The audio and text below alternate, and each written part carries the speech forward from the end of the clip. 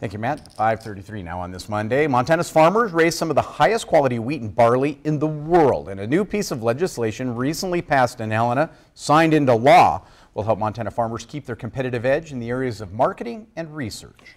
MTN's Russell Nemitz tells us a little bit more in our Montana Ag Network feature.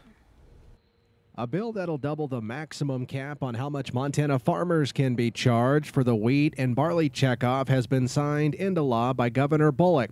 The bill's sponsor, State Representative Ross Fitzgerald of Fairfield, says House Bill 151 gives the Montana Wheat and Barley Committee more flexibility with checkoff proceeds. It is a voluntary assessment, but primarily it's for survival.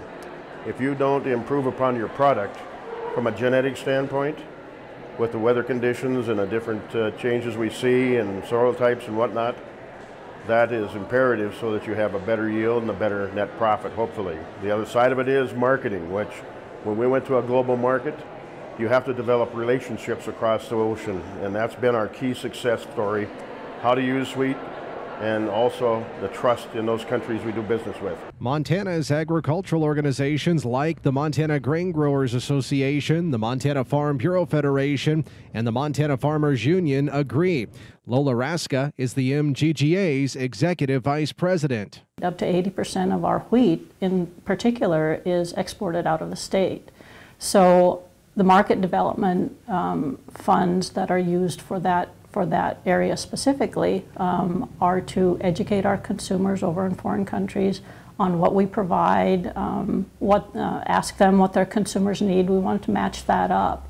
And so the research plays into that too, so that the varieties that we're growing here meet what our consumers need. Again, House Bill 151 only increases the cap, which has only happened in 1983 and 2003, not the actual assessment. Since 2009, the checkoff has been at its current ceiling, 2 cents per bushel of wheat and 3 cents per hundredweight of barley. In Billings, Russell Nemitz, MTN News.